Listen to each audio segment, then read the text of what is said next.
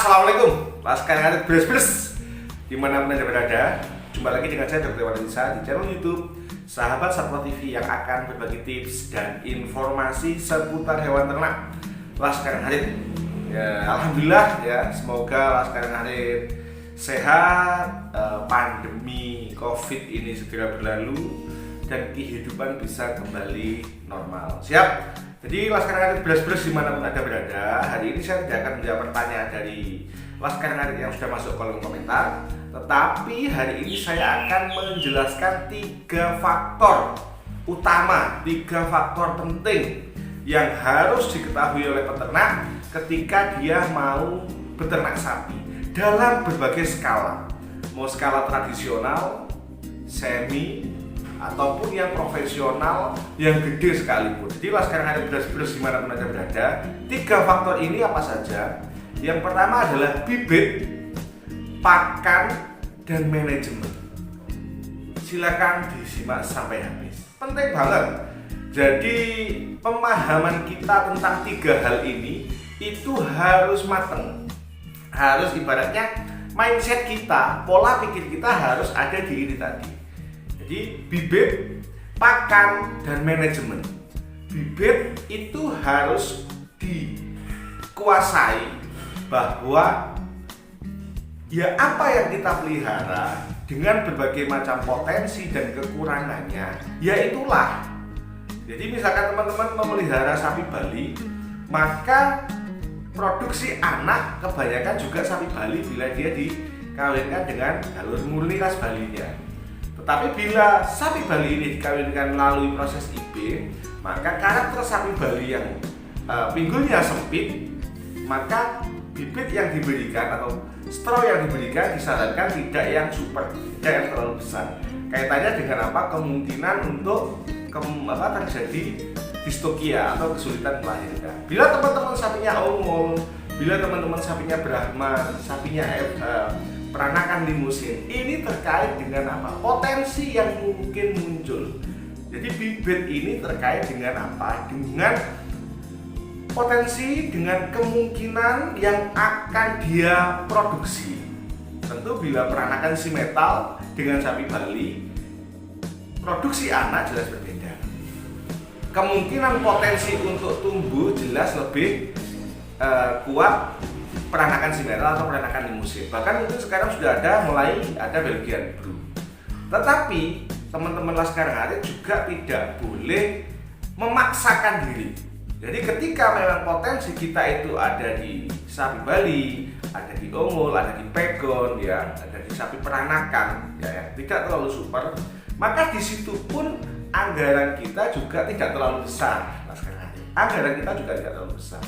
Maka dari itu kemarin ada yang tanya, "Dok, kalau punya uang 30 juta, pilih mana? Beli babonan super ya, atau beli pedetan 2?" Seperti itu. Kalau saya sih pedetan 2. Babon super dengan anggaran 30 juta kan masih lebih ya.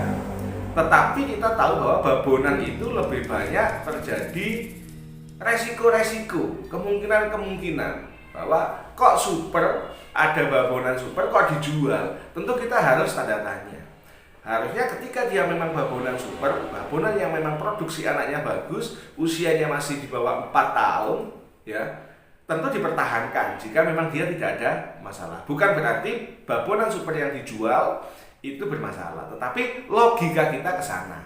Nah, dengan anggaran 30 juta kita mending beli 15 juta 2, kita setting supaya bebas cacing, bebas penyakit, tidak terlalu kurus, juga tidak terlalu gemuk, sehingga saat usia 16-18 bulan si sapi ini sudah bisa produksi, sudah bisa birahi Laskar Ngarit. Oke, kembali. Bibit itu penting. Bahkan ada ungkapan di para peternak, "Dok, kita itu loh, semua peternak ya, peternak anjing, kucing, murai batu, dan lain-lain ya, mereka bilang, jika memang ada anggaran, bibitnya kasih yang bagus sekalian. Capeknya sama, makanannya sama, kotorannya sama, biaya dokter sama." Nah, ini poinnya. Jadi teman-teman ketika memiliki potensi untuk bisa upgrade ke sapi yang lebih potensial untuk tumbuh dagingnya, untuk gede ya. Karena ketika kita melihat sapi yang diambil dagingnya, maka potensi yang kuat sekarang adalah peranakan simental atau limusin. Karena average daily gain atau pertumbuhan berat badan ketika memang makannya optimal, dia lebih kuat daripada sapi lokal. Tetapi teman-teman Laskar Harith juga jangan langsung waduh harus ganti ya, jangan gitu. Kalau memang potensi kita, kemampuan kita masih berada di sapi lokal, sapi peranakan, tidak masalah Laskar Harith, tidak apa-apa. Jadi kembali lagi bahwa bibit adalah potensi yang akan dihasilkan baik berupa daging, susu, pertumbuhan maupun anak. Jadi teman-teman, ada sebuah ungkapan itu tadi, capeknya sama, makanannya sama, kotorannya sama, bayar dokter juga sama ya. Kenapa kalau memang ada dana sekalian upgrade? Nah, seperti itu ungkapannya. Tapi tetap Laskar Harith harus optimis bahwa dengan kemampuan yang ada silakan beternak. Yang kedua, ini pakan. Mau ternak apapun, pakan ini mutlak. Pakan ini mutlak diberikan pada ternak kita. Nah, sapi rusak itu jika pemilik terlalu perhitungan terhadap pakan. Pelit yang pertama. Tetapi ternak bisa rugi. Ternak bisa rugi ketika peternak, proses beternak bisa jual rugi ketika peternak tidak memperhitungkan kos atau biaya pakan. Jadi sapinya tidak terlalu potensial untuk tumbuh, tetapi diberikan pakan yang berlebihan, sehingga antara kos yang diberikan, ya, biaya yang dikeluarkan dengan pertambahan daging, dengan produksi susu, dengan produksi anak ini tidak sebanding. Kecuali memang Laskar Harith hanya memberikan hijauan, Laskar Harith hanya memberikan rumput, dan itu sifat dari peternak betul-betul tradisional. Jadi bukan untuk bisnis tetapi untuk simpanan. Karena 70% peternak Indonesia itu sifat peternaknya masih sebagai simpanan Laskar Harith. Jadi punya sapi ya sudah, kalau nggak butuh nggak dijual, dia bunting beranak dibesarkan, kalau nggak butuh nggak dijual. Nah, baru ketika ada kebutuhan baru dijual. Jadi sifat peternak yang ada di Indonesia itu masih tradisional dan masih sifatnya sebagai simpanan. Di sini banyak rumput Pak Dokter daripada rumputnya nggak dimakan. Oke, kembali lagi ke pakan. Pakan pada sapi intinya adalah jenengan berikan 10% sampai 12% berat badan. Jika kurang dari itu pasti sapinya jenengan lebih kurus dari pertama kali beli atau semakin kurus. Kenapa sih harus 10% sampai 12% berat badan? Karena ini dibagi 3 porsi. Ada makanan yang jadi kotoran, ini ampas, oke, sepertiga. Sepertiga ada makanan yang dibutuhkan untuk hidup, ini loss, hilang. Jadi tenaga, jadi urin, jadi keringat, oke, jadi ATP dan lain-lain. Nah, ada pakan sepertiga lagi yang digunakan untuk tumbuh, feses, metabolisme, dan untuk tumbuh. Nah, bila seekor sapi butuh pakan, anggaplah hanya 10 kilo misalkan ya. Sapi kita beratnya 100 kilo. Dia butuh pakan hijauan 10 kilo. Logika gampangnya, 3 kilo akan jadi kotoran. Oke. 3 kilo akan jadi telek. Nah, 3 kilo ini yang dibutuhkan untuk metabolisme, untuk sekedar hidup, untuk bisa bergerak, bernafas, aktif, untuk bisa hidup saja. Nah, 3 kilo sisanya inilah yang digunakan untuk tumbuh. Bila teman-teman memangkas, mengkorupsi makanan sapi, ya, hanya diberikan 6 kilo, maka makanan ini hanya cukup untuk hidupnya dia dan untuk jadi telek. Tidak cukup yang 3 kilo sisanya untuk tumbuh. Paham? Jadi ketika teman-teman memberikan porsi makanan, makanan ini dibagi 3. Dibuat untuk sekedar hidup, dibuat untuk menjadi feses, ampas, dan dibuat untuk tumbuh. Itulah kenapa hasil penelitian menyebutkan pakan minimal sapi adalah 10-12% dari berat badan itu hijauan. Jadi kalau sapinya jenengan 400 kilo, ya 40 kilo sehari dalam kondisi basah. Oke, jadi atau dalam kondisi sedikit dilayukan Mas Kanan. Oke, siap, itu pakan. Jadi terkait pakan, jangan terlalu pelit karena akan sulit tumbuh.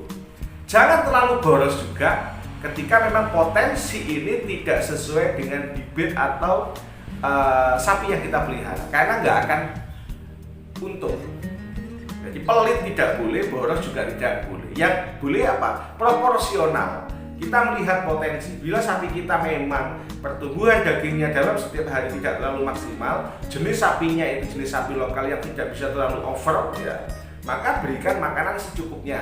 Asal dia bisa tumbuh, tidak kurus, dia bisa birahi ketika betina, dan dia bisa gede ketika jantan, silakan diberi makan secukupnya sesuai dengan rumus minimal tadi. Tapi ketika potensi sapinya jenengan ini memang super, bisa di atas 1 ton, maka lakukan pemberian makanan yang sudah dikalkulasi cost-nya supaya Anda tidak rugi. Siap, Mas Kanan, sudah. Yang ketiga itu adalah manajemen. Bisnis apapun, ternak apapun tidak lepas dari yang namanya manajemen.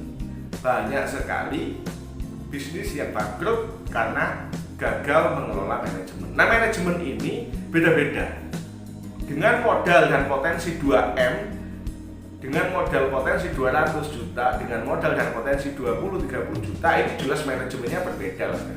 Yang 2M sudah pakan semua, pakan sudah konsentrat, sudah yang super, ya.